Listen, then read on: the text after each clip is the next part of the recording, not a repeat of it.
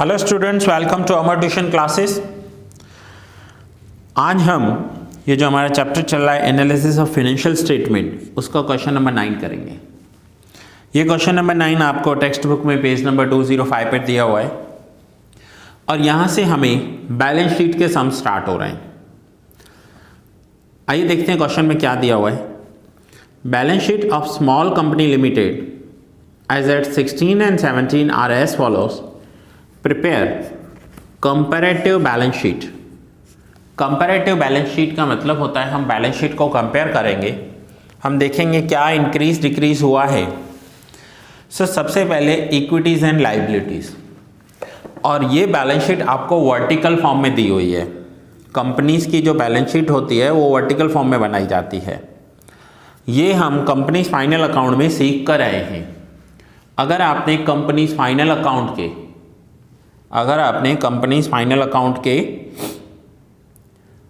Sums नहीं किए हैं या वो चैप्टर नहीं किया है तो पहले वो पूरा कर लीजिए, जिसमें आप कंपैरेटिव बैलेंस शीट देख सकते हैं। नाउ इक्विटीज एंड लायबिलिटीज, तो पहले हमें जो दिया हुआ है एज इट इज हम कॉपी कर लेते हैं, लेकिन फ़र्क क्या है, यहाँ 17 पहले है 16 बाद में है, हमें 16 पहले और 17 बाद में लिखना होता है।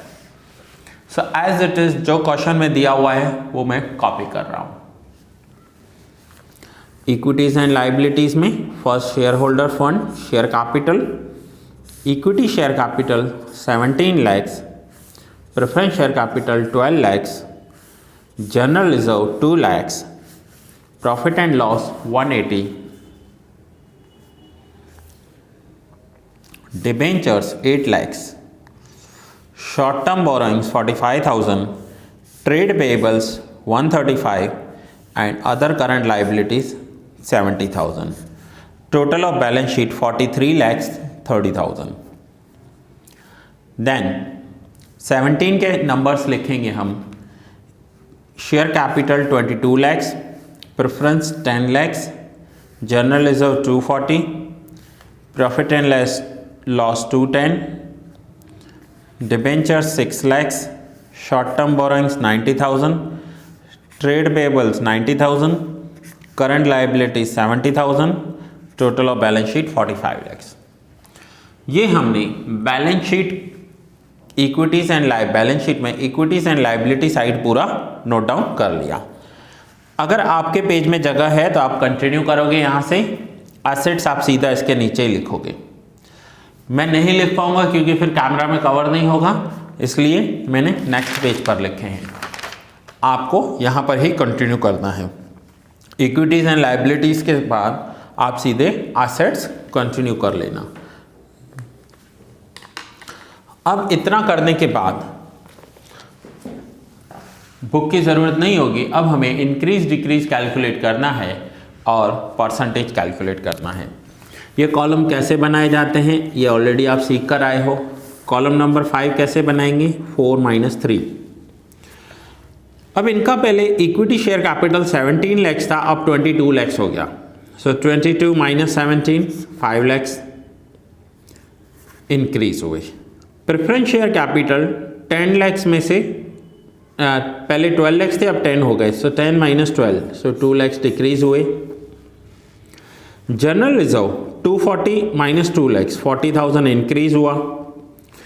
Profit and loss account 210 - 180 30,000 increase हुआ। डिबेंचर्स पहले 8 lakhs थे, अब 6 lakhs हो गए। सो 2 lakhs के डिक्रीज हुए। अब मैं आपको पेंसिल से कुछ पॉइंट्स सिर्फ आपके नॉलेज के लिए बता रहा हूँ। देखिए, कंपनी में इन्वेस्ट करें या ना करें वो हम यहाँ से डिसाइड कर सकते हैं। अगर मुझे इस कंपनी के शेयर्स लेने हैं तो मैं देखूंगा कि कंपनी का रिजर्व इंक्रीज हो रहा है, मींस कंपनी प्रॉफिट में है। कंपनी का profit and loss account increase हो रहा है, मींस कंपनी की पॉलिसीज अच्छी होंगी तभी तो उनका प्रॉफिट इंक्रीज हुआ। कंपनी ने अपने डिबेंचर्स रिड्यूस किए हैं, मींस कंपनी ने अपना कर्जा कम किया है, डेट डिक्रीज किए हैं, ये भी एक पॉजिटिव पॉइंट है।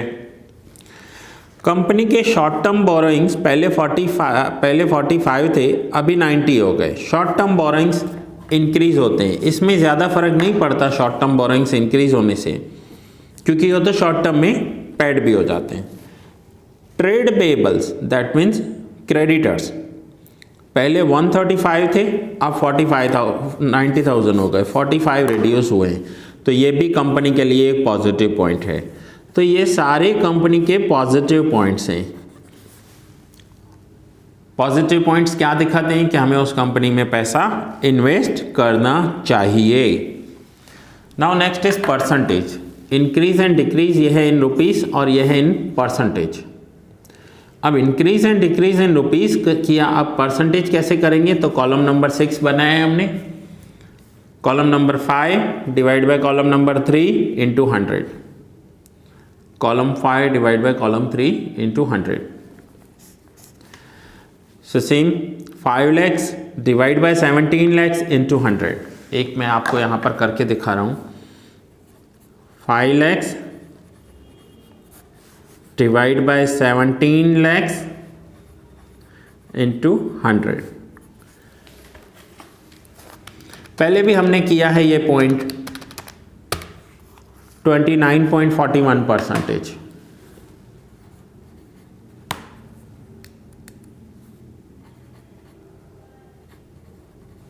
ये परसेंटेज में होते हैं हमेशा, ठीक है। तो ये जितनी भी वैल्यूज़ हैं या परसेंटेज में हैं आपको, अगर नेगेटिव है तो परसेंटेज में भी नेगेटिव रखेंगे, ब्रैकेट लगाएंगे। 40,000 डिवाइड बाय 2 lakhs इंटू 100। सो ऐसे करके आपको सारे परसेंटेज कैलकुलेट करने हैं। परसेंटेज का टोटल ज़रूरी नहीं है टैली हो, इसे आप टोटल टैली मत करना, ये सिर्फ परसेंटेज निकालना है, ये टैली नहीं भी होगा। सो स्टूडेंट्स, ये आज हमने कंपैरेटिव बैलेंस शीट की क्वेश्चन नंबर 9 हमने किया, और कंपैरेटिव बैलेंस शीट से हमें इस बात का नॉलेज मिलता है कि हमें इस कंपनी में पैसा इन्वेस्ट करना चाहिए या नहीं करना चाहिए, इस कंपनी के शेयर्स लेने चाहिए या नहीं लेने चाहिए। अगर कंपनी का प्रॉफिट कंसिस्टेंटली इंक्रीज हो रहा है, कंपनी के डेट मीन्स कर्जा जैसे डिबेंचर हैं वो रिड्यूस हो रहे हैं, तो कंपनी बहुत अच्छी है। लेकिन अगर इसका रिवर्स हो रहा है, उल्टा हो रहा है, प्रॉफिट डिक्रीज हो रहा है, डेट बढ़ते जा रहे हैं, तो ऐसी कंपनी में इन्वेस्ट करने से हम अवॉइड करेंगे। सो कंपैरेटिव करने से हम ये एनालाइज कर पाते हैं कि हमें कंपनी में पैसा इन्वेस्ट करना चाहिए या नहीं। सो स्टूडेंट, ये था क्वेश्चन नंबर 9, नोट डाउन कर लो। नेक्स्ट लेक्चर में कंटिन्यू करेंगे क्वेश्चन नंबर 10, और हम सारे सम्स करेंगे इस चैप्टर के।